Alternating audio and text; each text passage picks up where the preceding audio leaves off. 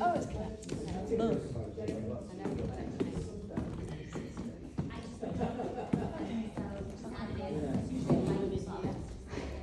All right, hi everyone, we're going to start. So thank you for coming. This week's meeting is called Adolescence, Who is to Blame for Toxic Masculinity? Toxic Masculinity. Hopefully everyone's seen the TV show that's referring to. So we're going to hear from Kieran and Judy Cox, 10 minutes each today, so 20 minutes introduction. Then we will bring you all in to speak to each other and reflect on what's just been covered, and then I'll invite contributions. I'll ask you to speak for up to 3 minutes. If we get lots of contributions, I'll cut that down to 2, so please pay attention if I start flailing. And then I'll bring everyone in again at 10 to 8 to ask these guys to sum up again, and then we've got the second half of the meeting. We'll talk about different actions. So thank you very much, and I'm going to first introduce Kieran. Hi everyone. Firstly, I'd like to thank Judy for asking me to do this meeting. I think, I hadn't actually watched the show until Judy asked me to do it, and it really is kind of a cultural zeitgeist. And, I think, why is that? I think it reflects some of the deep concerns that we have about the current material reality for young people in our society, the pressures that they face, and the extreme violence that actually young people are surrounded by, and particularly young women face at the hands of men. What I want to do is to go beyond the programme and explain not only why young men growing up under capitalism and the polycrisis that has been created behave, or where toxic masculinity comes from, but I also want to talk about why we need to have a conversation about a socialist transformation of society that can break through the misogyny that is created in society and tackle the toxic masculinity that is peddled by the far right and is entrenched into the capitalist system.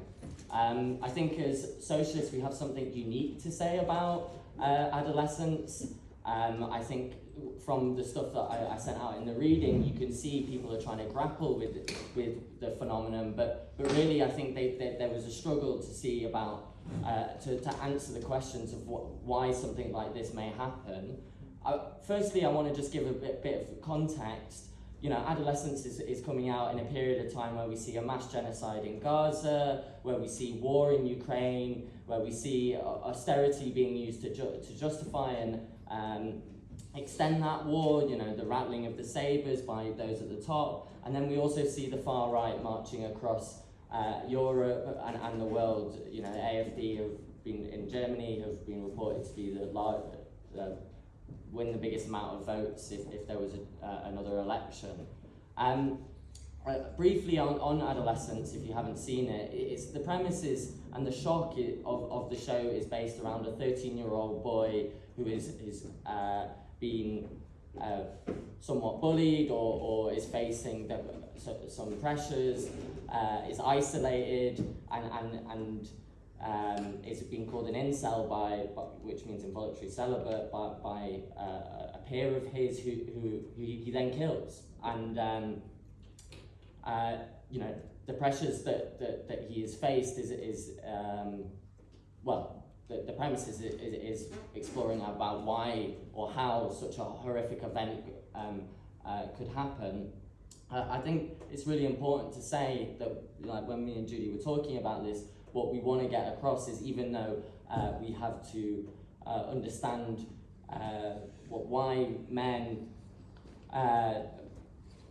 why capitalism creates the conditions for men to be violent in society, that actually it's women that face the true brutality. Every 3 days a woman is killed. 62% here in Britain, 62% of those are killed by a current or former partner. We know that 1 in 3 women face some kind of sexual assault or harassment. That's probably way below the actual reality of it. So what we see is an epidemic of violence against women. But I want to make a case that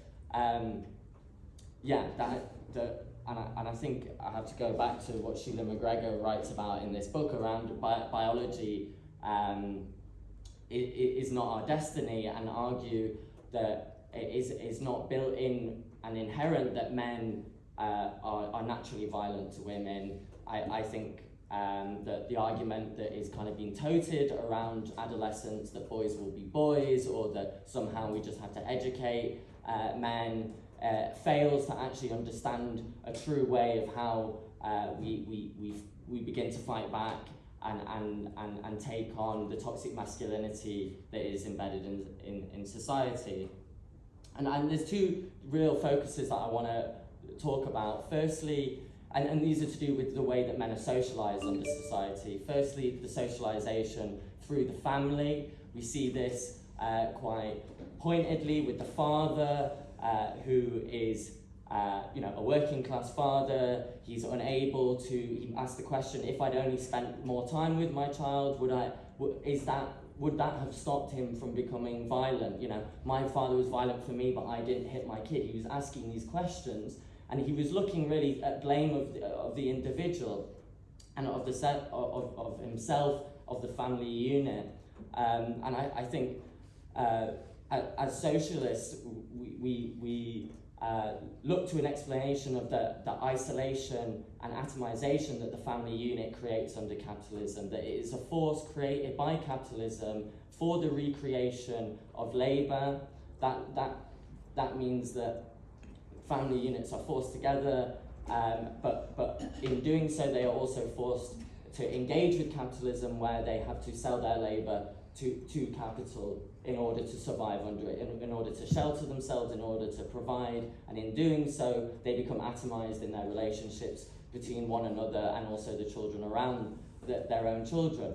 It's quite clear that the father had to work and couldn't spend time with his child, that his child had become isolated and therefore was looking for a socialization in which that he found online through the internet. And an internet that I think we have to say, and which Keir Starmer has pointedly avoided, is run by people like Elon Musk, people like 4 major tech companies that have whose only interest really is a continuation of the far right pipeline, or into engagement, and that engagement coming through the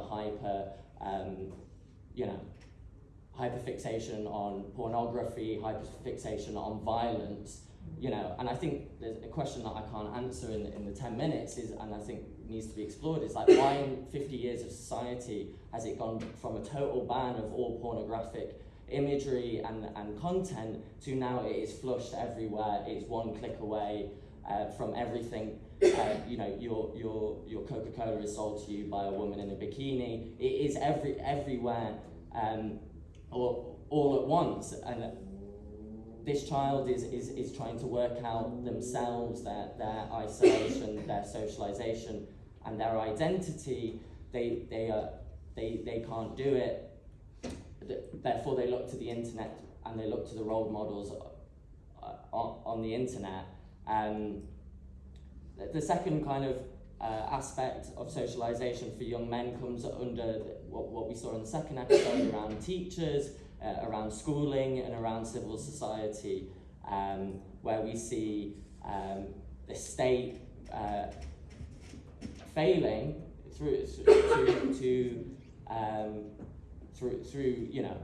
underfunding, through the role. Well, what is the role of schools in society is about the reproduction of the ideas within society. The Marxist, revolutionary Marxist Antonio Gramsci talks about coercion and consent in society, and schools and the media play this role of how the ruling class disseminates its ideas through consent, through teaching children. And I just want to briefly talk about an own personal experience of that from my own childhood. Growing up at Shire School just up the road, was we had a teacher who sat all of the boys down in the classroom when we were about to do our SATs and said you can either work really hard and do something with your life, achieve something, or you can end up like a taxi driver or a kebab shop owner. What was that taking place there? That was a class argument being put to those kids, that your only value in society is those young men, that their only value is through their education.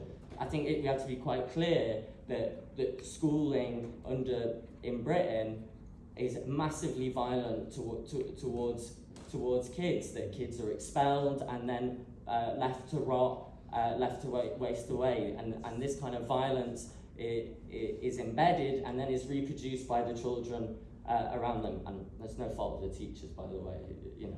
There are really important and great teachers that inspire many kids, some of them being in this room.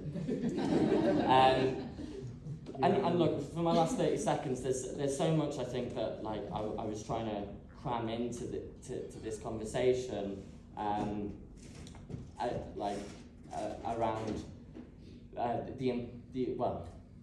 I want to finally talk about the fact that I think there have been pointed fight backs against this, and that it's not just somehow inevitable that we are going to end up in a polarized world. One of the greatest experiences that I've been involved in was around the protests around Sarah Everard, where people on my university, both men and women, were absolutely shocked and angered by what had taken place, and marched together on the streets to fight back and say that actually that they want to defend and protect and make sure that society is safe for everyone. So I'll just finish there.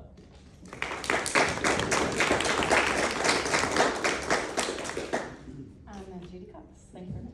Thank you. I want to say a big thank you to Kieran, because I think it's not easy, this discussion. We chose Sheffield to have this meeting because we know there's lots of really brilliant women comrades in this branch. So if we didn't have time to explore it, we knew you would, not just women, but you do have a lot of brilliant women in the branch. And I think for many years we've had meetings about sexism, about the family, about what causes violence against women and girls, done by women. I'm sure many of you here have done those meetings. And that's quite right, because women need to be the ones leading a discussion about how we fight sexism. However, I think it is now really important that young men get involved in thinking about this, in analysing it, not because we want men to be part of the conversation, but because we want men to be part of our struggle. We want men to be with us, fighting sexism, challenging it amongst their friends, taking up the question of banter, of pornography, of all the things that we know young men have to do. And I think at the moment, young men are getting a very bad press.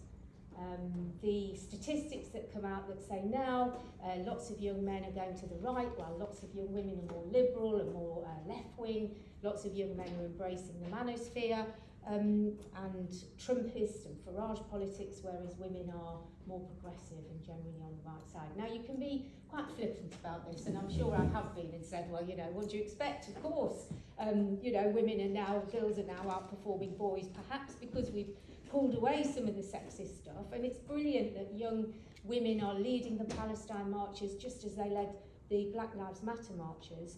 But we're not leaving young working class men to Andrew Tate. We're not going to do that. We want to find ways to both condemn absolutely the ideas of people like Tate and Trump on gender, while reaching out to young working class men who feel no hope, who feel despair, who feel judged, who feel like they are failures before they've even started. I think the young man in the film, in the series Adolescence, is 13 years old. To be so demoralised, to be so embittered at the age of 13 is a terrible thing, and we're not going to sacrifice young men in that way. So we have to find this kind of quite sensitive path to saying absolutely condemning all manifestations of sexism, while still bringing young men on board and giving them reasons to hope and reasons to join our struggle. And the context, I think, it's quite ironic, I suppose, that Adolescence is about how young working class men are being exploited by people like Tate. And yet the film itself, the programme itself, has been exploited. I mean, I was a bit nauseated by Keir Starmer talking about how he'd watched it with his family and everybody should watch it in schools. And it's so kind of performative. And talking about having more male role models. I'm all for male teachers. I was taught in early years. Great, have male teachers in early years. But you can be a brilliant role model as a woman who challenges oppression. You don't have to be a man in order to inspire young men to change their ways, to change their ideas and so on. And it was also exploited by Elon Musk, well of course it would be, wouldn't it, who said it was an example of kind of British woke racism and or sort of anti-racism, because the perpetrator of the crime should of course have been black. This is what he tweeted, because he assumed it was modelled on the Southport killings of those 3 young women, and of whom the perpetrator in that instance was black. But it's not true, of course, that most people who kill women are black or are Muslim. It is not a racialised thing, and we can't allow people like Elon Trump to make it a racist thing. So the context for adolescence, catching the zeitgeist in the way Kieran said, are 2 things I want to talk about, with many others I'm sure you can bring in. One is the manosphere. Now, if you're my age, you may be a little confused about what the manosphere is and how it functions to drag young men into a kind of echo chamber of right wing. So I had a look at a definition of the manosphere with you. And the manosphere is online forums which promote masculinity, misogyny, and crucially, opposition to feminism. So on the manosphere you can find men's rights who think their men have been deprived of control over their children. You can find pick-up artists who tell you how to have sex with women. You can find the incels, the involuntary celibates, who think feminism is to blame for the fact that they can't get sex, and so on. So what unites all these different groups is feminism, and the idea that feminism may just at a stretch have had something good to say in the past, but now it's just gone too far. It's poisoning women, it's taking women away from their traditional roles, and in fact making women really unhappy, because really what we need is to settle down with a fella, have a couple of kids, and hope that he's rich enough to look after us while we become trad wives and bake bread and milk cows and so on to the website in America, I kid you not. So that's one context for it. Now I want to argue that the online culture intensifies this sexism and this misogyny, but it doesn't create it. It existed long before, and I grew up obviously a long time ago in the 1980s. There was a big campaign to get rid of page 3 of The Sun. It won in the end. Claire Short was a lefty Labour MP who fronted up that campaign. The Sun superimposed her face on a overweight naked woman's body to humiliate her, to degrade her, and I suppose we'd now call it revenge porn, I think. But this was on a paper that was sold in every newsagent. People read on the tube, and there was page 3 with women. Now, of course, this may be quite tame compared to, I'm sure, some of the pornography that's available now, but it's an intensification, not a creation. And, you know, it goes right back to the Victorian times and before. So that's an important thing. And the second thing is the context of Trump and Farage and Musk and this resurgence of really quite aggressive and nasty anti-feminism, which finds expression on the internet, but belongs also in the realm of politics. Now, these people do not want women to go back into the home. It's not true Donald Trump wants women back in the home, nor does Giorgia Meloni, the Italian fascist, nor does Marine Le Pen, the French fascist. What they will say is they want to protect women from Muslims, because their culture is a rapist, paedophile culture. This is what they will say. They want to protect women from trying to have it all and making themselves miserable. They want traditional values. Maxine was talking before the meeting about Andrew Tate appearing on the news. The idea that women need to be dominated. They're just a little bit off-key, women. They're a bit hysterical. They need a man to tell them what to do, to beat them into submission, and that women are just a little bit less human than men and therefore are ripe for exploitation and so on. And these are some of the ideas coming out of the new right. Everything is about gender for them. So there's an incredible interview with somebody on Fox News who says the tariff wars coming out of America at the moment are about restoring male masculinity, because it's the macho jobs that got sent to Mexico, and it's the effeminate kind of office jobs and service jobs that got promoted. So now we're going to reverse that. We're going to restore men's macho masculinity by bringing industrial jobs back into America. It's a complete fantasy. but you can see how everything is either about gender or it's about race. And the two things come together in the Great Replacement theory, and the idea that global elites are wanting to replace well-paid white workers with Muslim workers, with workers who are immigrants who will work for less, and that therefore the way to deal with that is to have horrible racism against immigrants and so on, but also for white women to have more babies. So the attack on abortion rights, the attack on the right to choose is part and part of that process. Now, just a couple of minutes, so strategies for dealing with this. I have been shocked and astonished by how quickly the tech bros, the liberal surfboard tech bros, threw out their diversity, equality and inclusion policies as soon as Trump said jump.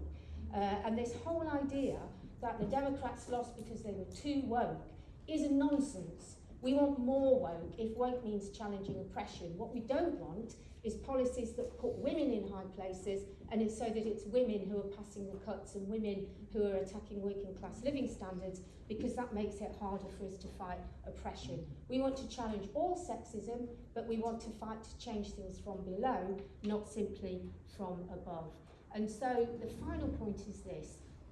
Women's oppression, as Kieran said, is rooted in the family, in our unpaid labour, in the ideological dimension of the family, that we are loving and we are caring and we are super and all these things. Essentially, however the family's changed, the dilemma is, once you have a baby, do you leave it at home? How do you care for it? Do you pay a fortune for a childminder? That is the problem that's plagued women for 200 years, really, since the home and the workplace became separate. And that's the challenge we have to talk about, collective provision of childcare in order to overcome that. Very final point. When people struggle, they have hope. We want to give women hope that they will not always be terrified to walk down the street. They will not always be treated as second-class citizens. They will not always be judged by whether they're fat or thin or have kids or don't have kids. And we want the same for boys.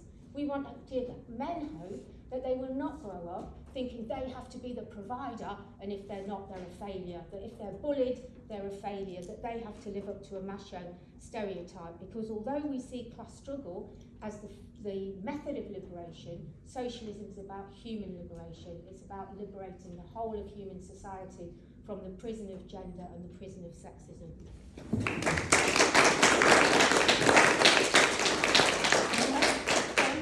Thank you very much. All right, so I'm just going to invite you to chat to your neighbour for the next 3 minutes. Just reflections on what both our